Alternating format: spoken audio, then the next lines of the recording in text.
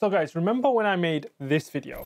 If I could sell what I have right now and purchase a Sony A7S III with some lenses, then definitely, because I was really close to switching.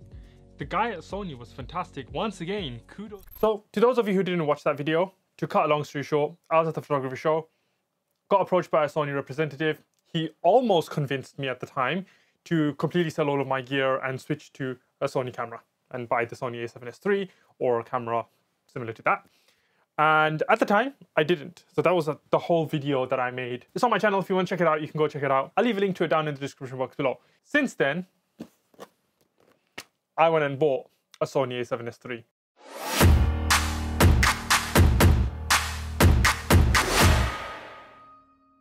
Yes, I know what you guys are thinking. In that video, I did say that I wasn't sure whether I was ready to make that change or not, or that switching to a completely new camera system was necessary at the time. But since then, I made the decision to take a leap and make that switch.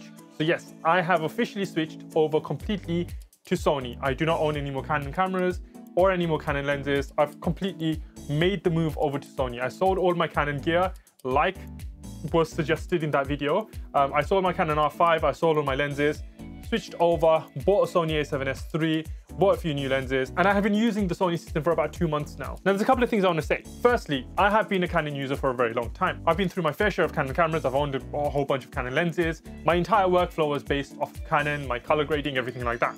So making that switch was a big difference. I had to learn Sony's UI system, I had to learn how to grade S-Log footage, I had to kind of readapt my entire workflow to fit the Sony system. It wasn't actually as hard as some creators put it. Like, they're like, oh my God, there's so much we need to change, memory cards, all of this stuff. For the most part, I was using SD cards anyway, so all I had to do was use those SD cards for this. Now, there are certain types of footage that I can't do with SD cards I already had. So yeah, I had to purchase a few upgrades to my SD cards, but it wasn't as bad. My memory card readers and stuff like that all still work with the SD cards that I use for my camera. None of that changed. Grading S-Log footage, yeah, you kind of had to redo your grades and stuff like that, but it doesn't take that long if you know what you're doing. As for learning the menu system, you can kind of just sit there, scroll through the menu system, and search up a couple of YouTube videos if you're not sure exactly where to go to find certain things, and there you go. You know, you've learned how to use the menu system on a new camera. It's not that hard. Switching over isn't actually that much of a big task as some people put it, but still, when you're switching from one system to another, there are certain things that will differ. And when you compare the Canon R5 to the Sony A7S III, there is a bunch of stuff that's different. The A7S III for once is slightly smaller. It has a slightly smaller form factor. It's a little bit more compact. It's a much more kind of video-oriented camera. I'd like to put it that way because the low megapixel count on it makes it better for video, and it also has a lot of features built into it that's good for video. It is one of the better consumer level mirrorless cameras for video work, and a lot of creators have said the same, that when they switched to the Sony A7S III or when they used the Sony A7S III, it worked out a lot better for them for their video production work. Now, what do I miss about the Canon R5? There's quite a lot of stuff. The 8K is one thing. I mean, everybody does talk about 8K, but really how much 8K footage are you going to be shooting? But it was nice to have the novelty of saying, I have an 8K camera. Anyway, besides that kind of unnecessary feature that the Canon R5 has, there are a lot of things that I do miss. Number one is Canon's UI is still my favorite. I still like Canon's UI in terms of their menus, the EOS menu system, and everything that the Canon R5 and Canon cameras have. I do still miss that because it was just a lot easier for me to navigate. And that might just be because of my muscle memory. I'm still kind of really used to the Canon system. So that was one thing. Secondly was having a camera with a high megapixel count.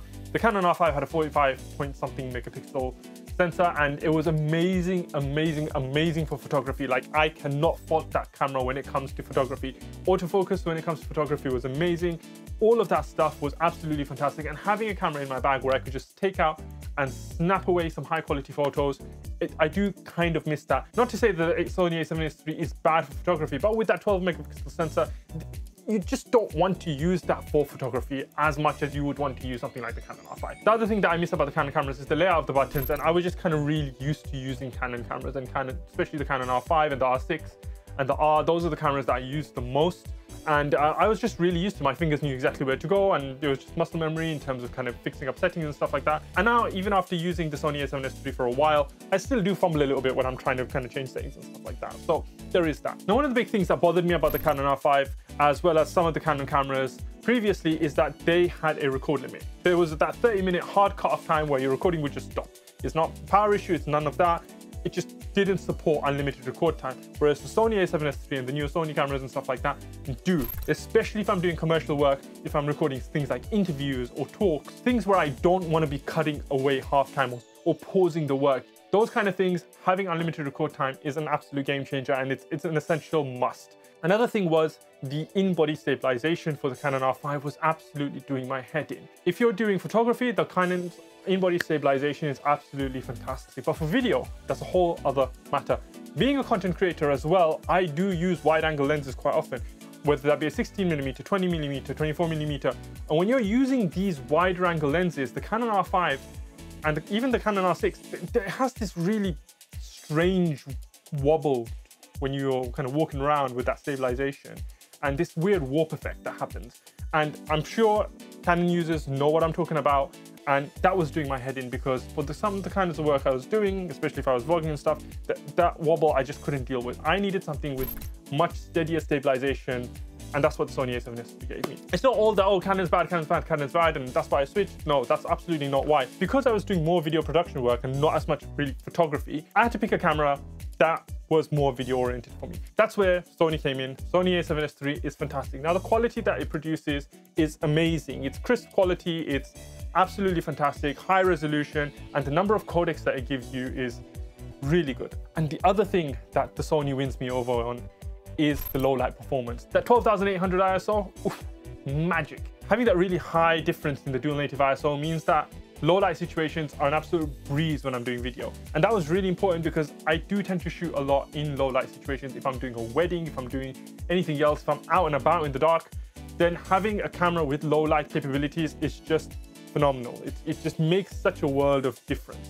And having access to all of Sony's multiple codecs, S-Log, S-Cinetone, color profiles, all of these kind of things is really amazing, because I've fiddled around with them a lot more than I did with the Canon. My Canon would just kind of stay in C-Log 3 and Canon Cinema Gamma. I wouldn't really touch it. All those settings would kind of stay the same. And now with the Sony, I do tend to experiment more, and that's probably good for my creativity. And another reason that I already mentioned in my previous video that Sony kind of attracts me with is their lens compatibility. They have a wider range of available lenses for their E-mount system, or their full-frame E-mount system, FE mount system, whatever you want to call it. They have a lot of third-party lenses that are available, whereas Canon's kind of restricted that a little bit. You have Tamron, you've got Sigma, you've got Viltrox, you've got all of these other third-party companies doing really, really high-quality lenses for Sony, with quality that kind of rivals Sony's own lenses, really. And you're getting them for much cheaper, so it's better on your wallet. Whereas with Canon, you don't have that wide range of available lenses. Yeah, you do have a select number of kind of cheaper lenses, or if you want to kind of convert them from your EF lenses to your RF mount, then you've got that option as well. But still, I just thought with Sony, if I went with Sony, I'd be able to kind of experiment a little bit more with the different types of lenses that are available, see which ones work better for me, and they'd be a little bit nicer on my wallet in the long run. I mean, there are definitely pros and cons to both systems, but really for me, the big change came in terms of my needs. I needed something that was more video-centric, and so I went with Sony A7S III, which is a lot more video-centric, even though I don't deny that the Canon R5 is an absolutely fantastic camera with amazing video capabilities as well. However, it just wasn't giving me what I wanted out of a camera. Now, if you were to still ask me right now, what would I recommend out of Canon and Sony? I would still say the same thing. Assess and analyze what your needs are, where your needs are in terms of your usage for that camera or for that system. Do you do more photography? Do you do more videography? What kind of photography do you do? What kind of videography do you do?